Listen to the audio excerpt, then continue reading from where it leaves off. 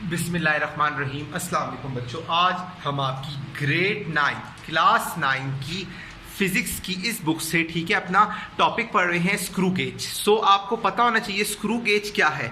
It is a instrument use to measure a length of any small object और a thickness of any object. ठीक है, ये एक ऐसा इंस्ट्रूमेंट है जो यूज होता है किस लिए, किसी भी ऑब्जेक्ट के किसी छोटे ऑब्जेक्ट को मेजर करने के लिए। ठीक है, जैसे कि हमारे पास एक मेन डेफिनेशन है screw gauge. A screw gauge is known as a micrometer use to measure the length of any small object. ये एक ऐसा माइक्रोमीटर है, ऑब्जेक्ट है जिसको यूज किया जाता है मेजर करने के लिए, नापने के लिए किसी छोटे से ऑब्जेक्ट की पैमाइश को। लेट्स सपोज आपका एक थिकनेस, जैसे आपके ग्लास की या किसी वुड की थिकनेस, कितनी थिकनेस है उस ऑब्जेक्ट की थिकनेस को, कि कितनी उसकी मोटाई है, उसको नापने के लिए हम स्क्रू गेज के इंस्ट्रूमेंट को यूज करते हैं।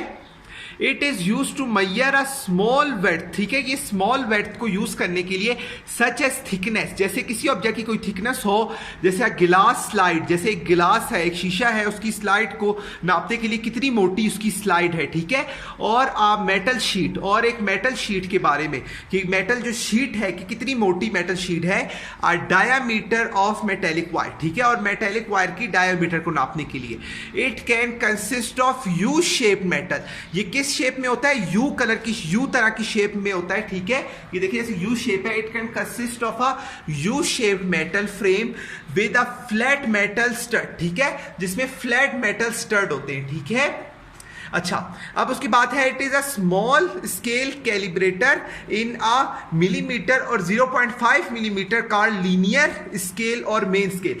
इसको नापने के लिए मिलीमीटर में हम इसको वेट जो आती है, जो थिकनेस होती है ऑब्जेक्ट की, उसको मिलीमीटर और मीटर में डिनोट करते हैं, जिसको हम क्या बोलते हैं? लीनियर स्केल और मेन स्केल। ठीक है, स्क्रू गेज कौन सा इंस्ट्रूमेंट है? एक ऐसा इंस्ट्रूमेंट है जिसको हम यूज करते हैं मेजर करने के लिए किसी भी ऑब्जेक्ट की क्या कहते हैं, थिकनेस को और उसकी क्या मोटाई को। ठीक है, सो अब आप देख सकते हैं ये हमारे पास देखिए स्क्रू गेज मैंने बनाया हुआ है आपकी थोड़ी रहनुमाई के लिए, आपको पता चले ये क्या है। ये पार्ट जो इसका होता है ये नेविल होता है। ठीक है, इधर से आप देखिए लॉक को खोलते हैं, इसके अंदर ऑब्जेक्ट को फंसाते हैं, फिर आप लॉक को टाइट करते हैं। ठीक है, ये क्या है? इसका पूरा फ्रेम है। ये क्या है? इसका फ्रेम है। अच्छा, अब आपका क्या होता है, सर्कुलर स्केल में आपको पता चलता है कि रीडिंग आती है, ये देखेंगे रीडिंग वाली जगह जो ऐसे घूमती है। ठीक है, सर्कुलर स्केल में। और ये क्या है? Main scale. ये कौन सी जगह है? ये है मेन स्केल। और ये क्या है?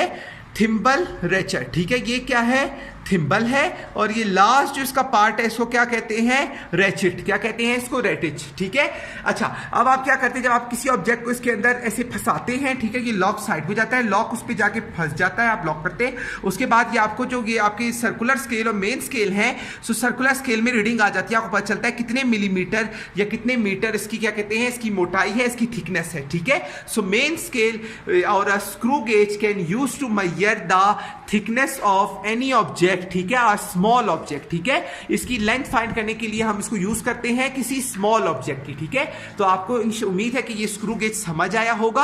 आपने लाजमी एक दफा इसको डेप्थ में पढ़ना है, और अगर क्वेश्चन आपका पेपर में आता है कि write a note on screw gauge, then you can easily answer them कि it is a type of and measuring instrument use to measure the thickness of any small object, like for example glass slide की, metal sheet and diameter of metallic wire. ठीक है, सो इन सब की आप क्या कहते हैं थिकनेस को फाइंड करने के लिए स्क्रू गेज इंस्ट्रूमेंट को यूज करते हैं। सो अब तक की वीडियो में इतना ही, अगली वीडियो में आपको आगे पढ़ाएंगे।